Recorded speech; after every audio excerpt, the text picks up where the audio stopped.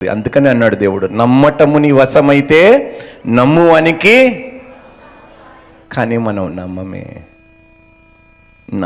నమ్మవలసిందిగా మనం నమ్మమే.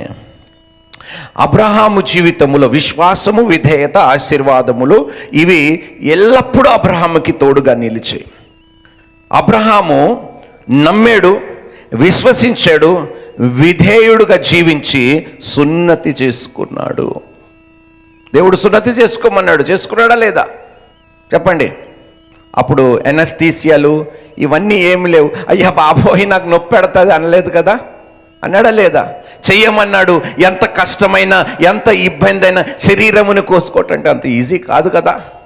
ఏదైనా చెయ్యాలి మనం దేవుని కోసం. దీవెనలు పొందుకోవాలంటే మనం ఏం చేయాలి?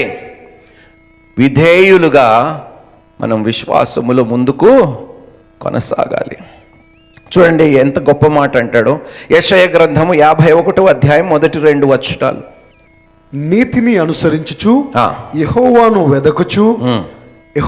వెదకుచు నుండి వారలారా నా మాట వినుడి. మీరు ఏ బండ నుండి చెక్కబడితిరో దాన్ని ఆలోచించుడి. మీరు ఏ గుంట నుండి త్రవ్వబడితిరో దాన్ని ఆలోచించుడి. మీ తండ్రి అయిన అబ్రహాము సంగతి ఆలోచించుడి. మిమ్మును కనిన శారాను ఆలోచించుడి. అతడు ఒంటరి అయి ఉండగా నేను అతని పిలిచి ఒంటరి అయ్యుండగా నేను అతన్ని పిలిచి తిని అతనిని ఆశీర్వదించి అతనిని పెక్కుమంది అగునట్లు చేసి తిని. ఏమిటంట?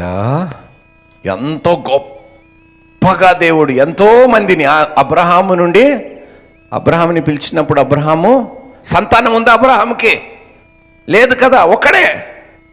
కానీ అబ్రహాము నుండి ఒక జన సమూహమును దేవుడు నడిపించాడు. దేవునికి స్తోత్రము. లేని వాటిని, అదృశ్యంగా ఉన్న వాటిని ఉన్నవాటుగా రుజువు చేశాడు అబ్రహాము జీవితములు. ఎందుకు చేశాడు? అబ్రహాము దేవుడు చెప్పినదల్లా చేశాడు కాబట్టి.